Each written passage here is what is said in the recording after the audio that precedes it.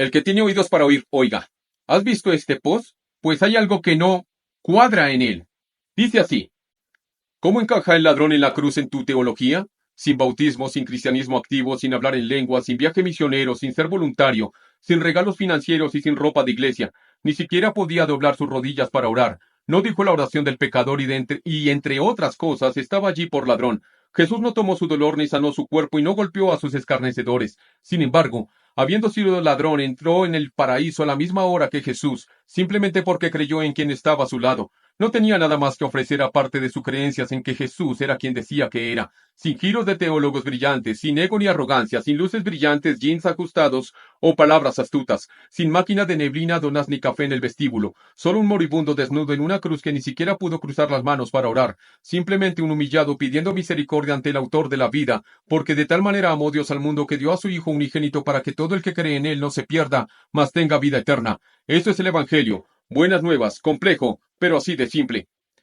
Pues bien, suena bonito, pero ese post está bastante alejado de la verdad, pues aquello de que el ladrón no tenía nada más que ofrecer aparte de su creencia en que Jesús era quien decía que era, no es suficiente para ser salvo, pues hasta los demonios creen y tiemblan, mas no por creer son salvos esos demonios. Y es que si analizamos el pasaje, nos daremos cuenta que ese ladrón declaró varias cosas que demostraron su verdadera fe en Jesús. No sé cómo lo hizo, tal vez estando en la cárcel a ese ladrón le fue predicado sobre Jesús, pero sea como sea, ese hombre supo quién era Jesús y tenía la firme convicción de creer que él era quien decía ser, pero no como lo muestra superficialmente el post que leímos inicialmente, sino de una manera mucho más profunda. Y para cerciorarnos de ello es necesario conocer lo que ese ladrón puntualmente expresó.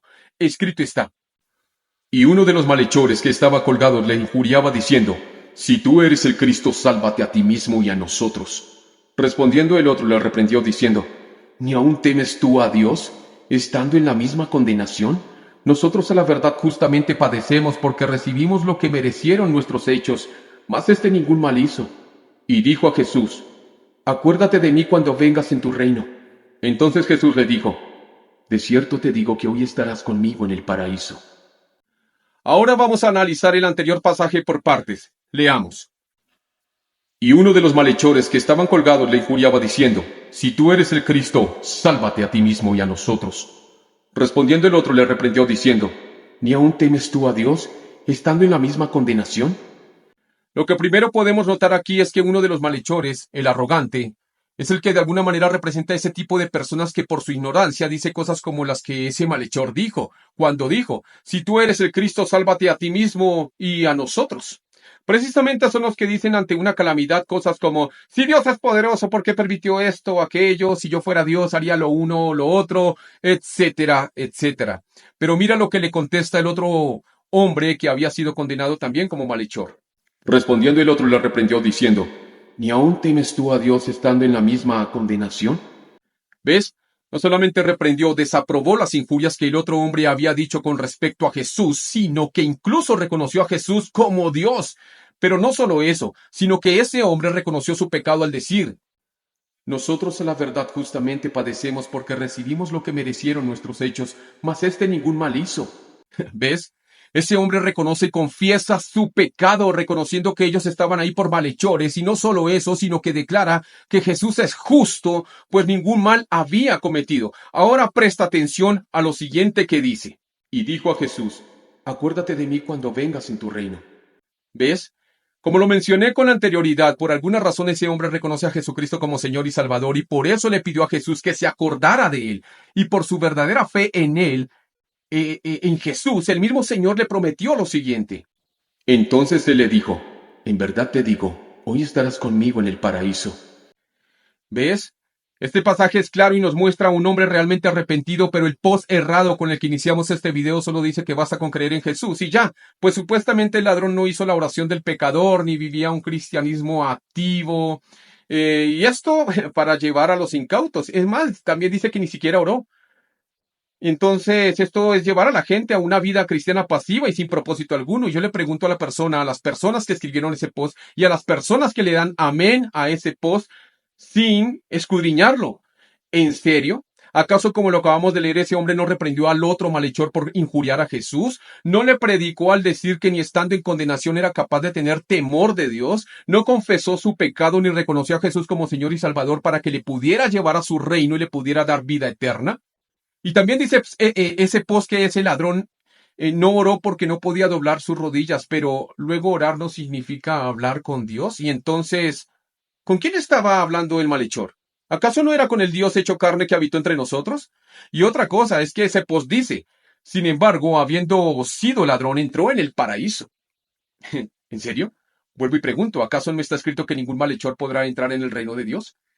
Señoras y señores, nadie se salvará por creer meramente en la existencia del Señor, pues como él mismo lo dice, y escrito está, no todo el que me dice Señor, Señor entrará en el reino de los cielos, sino el que hace la voluntad de mi Padre que está en los cielos. Dicho y recordando lo anterior, nadie se salvará por creer solamente en la existencia de Dios, o incluso si profesan conocerle y hasta le llaman Señor a Jesús, pero con sus hechos le niegan. No, solamente existe una forma de entrar al reino de los cielos y es la siguiente, escrito está. Respondiendo Jesús y le dijo, de cierto te digo que el que no naciere de nuevo, no puede ver el reino de Dios. Y nacer de nuevo implica el ser lavados de nuestros pecados para ser limpios, cambiando nuestra manera de pensar y de vivir, pues solo de esta manera podemos recibir el Espíritu Santo. De ahí que versos más adelante esté escrito lo siguiente.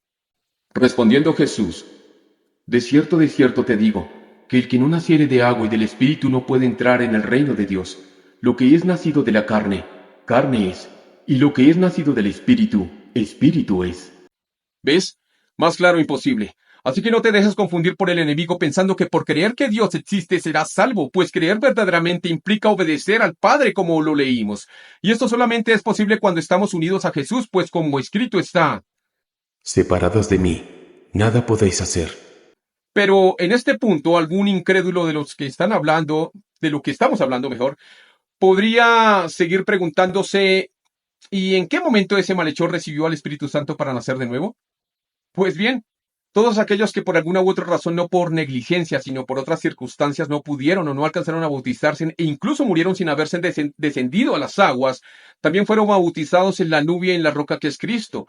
Nube que también bautizó a todos aquellos que vagaron por el desierto durante 40 años, pero que se mantuvieron firmes hasta el final. Y esto es una gran revelación de la bendita palabra de la bendita palabra de Dios, y que la mayoría pasa por alto. Y es que escrito está. Porque no quiero, hermanos, que ignoréis que nuestros padres todos estuvieron bajo la nube, y todos pasaron el mar, y todos en Moisés fueron bautizados en la nube y en el mar, y todos comieron el mismo alimento espiritual, y todos bebieron la misma bebida espiritual, porque bebían de la roca espiritual que los seguía, y la roca era Cristo. Pero de los más de ellos no se agradó Dios, por lo cual quedaron postrados en el desierto. ¿Ves? La nube que guiaba al pueblo de Israel representaba la presencia divina, pero la pregunta aquí es, ¿en quiénes eran ellos bautizados? Pues bien, ellos sin saberlo y como lo acabamos de leer, fueron bautizados en Jesús, pues como leímos, porque bebían de la roca espiritual que los seguía y la roca era Cristo. Según lo que acabamos de leer, ¿quién es la roca que en forma de nube les seguía? Así es, Cristo, que en forma de nube hacía llover sobre ellos su agua purificadora y salvadora, bautizándolos, haciendo alusión precisamente de lo que habría de venir, pero esta vez ya no bajo forma de nube o de columna de fuego, sino como el Verbo que fue hecho carne y que habitó entre nosotros y que por fe nosotros le vimos en su gloria, gloria como del unigénito del Padre, lleno de gracia y de verdad, como escrito está.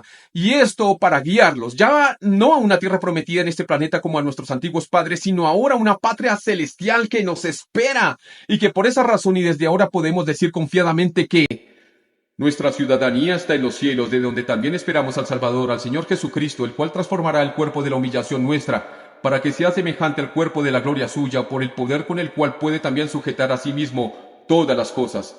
Ese es nuestro Dios, nuestro Padre Celestial. Pero tengo algo más que decir con respecto al pasaje de los dos ladrones, algo que nos revela la bendita palabra de Dios, pero eso será, y si el Señor lo permite, en el próximo video. Recuerda, por favor, Maranata, el Señor viene.